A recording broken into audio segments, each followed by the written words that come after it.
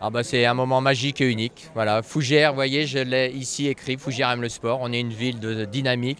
On a le label Ville Active Sportive 4 Lauriers, le plus haut niveau. On a été la première ville de Bretagne à l'avoir. On a le label Terre de Jeux depuis 2019. Et on est une ville voilà, qui adore le sport. Et donc nous recevoir la flamme, c'était un moment unique. On l'a travaillé pendant plus d'un an. On a l'habitude des beaux événements. On a accueilli le Tour de France 5 fois en 10 ans. Donc voilà, les services, les agents, avec l'expérience, savaient un peu comment s'y procéder. On a tout mis en place pour que ça soit ce moment magique et que tout le monde, la population en profite. Ah oui, oui. Bah, c'était la cerise sur le gâteau, comme on dit. Ce que je disais tout à l'heure, c'est vrai que mes services, quand ils ont vu arriver cette demande, ils m'ont dit « Oh, monsieur Hardy, on a déjà trop à gérer, là, on ne peut pas gérer ça en plus. » J'ai dit si, parce que ça va clôturer notre journée de manière fantastique et ils ont le même message que nous. Vous voyez, nous aussi, cet événement aujourd'hui était labellisé Grande Cause Nationale. 30 minutes bougent chaque jour. Et donc vous aussi, c'est le message que vous véhiculez à travers ce Brest-Paris-Brest. Et donc forcément, moi je tenais à vous accueillir. Je suis prof d'éducation physique et c'est un message que je porte tous les jours et que je milite avec mes établissements scolaires de la ville, avec les associations sportives, de remettre le maximum de personnes au sport. Et c'est ça qui m'a intéressé dans le projet de Paris 2024. Tony Estanguet nous a donné deux objectifs, partager les Jeux partout en France, pas qu'à Paris. Et vous voyez, on reçoit le relais de la flamme. Et nous, avec le label Terre de Jeux, on a fait plein d'animations autour des Jeux Olympiques. J'ai des Fougerets qui vont être bénévoles aux Jeux Olympiques.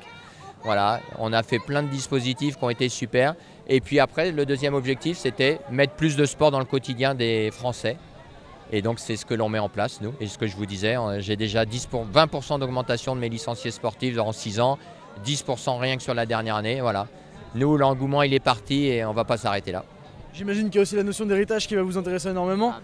Qu'est-ce que vous attendez un peu des Jeux Olympiques et de l'après-Jeux Olympiques surtout? C'est ce que je vous disais, moi l'héritage c'est quelque chose qui m'a fortement intéressé et je souhaite dans tout ce que l'on a mis en place avec Paris 2024, ce label Terre de Jeux, vous voyez, Tony Estanguet disait c'était aussi une reconnaissance. Les premiers financeurs du sport en France, c'est nous les collectivités locales qui construisons les équipements, qui les mettons à disposition des établissements scolaires, des associations. Donc ils voulaient nous remercier pour cet investissement. Et donc ce label Terre de Jeux, il va continuer après parce qu'on a travaillé ensemble sur plein de projets. Par exemple, je vais vous prendre un exemple. Moi, j'ai un dispositif qui s'appelait la Caravane du Sport, qui dans le temps était financé par l'État parce qu'on avait un quartier prioritaire. On a fait des travaux, on a aménagé un super quartier et donc on est sorti du quartier prioritaire de la ville, on a perdu les subventions.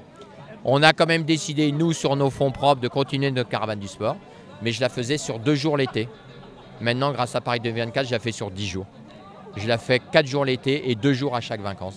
J'ai eu des financements de Paris 2024 qui vont s'arrêter, mais moi je vais trouver les solutions pour arriver à continuer.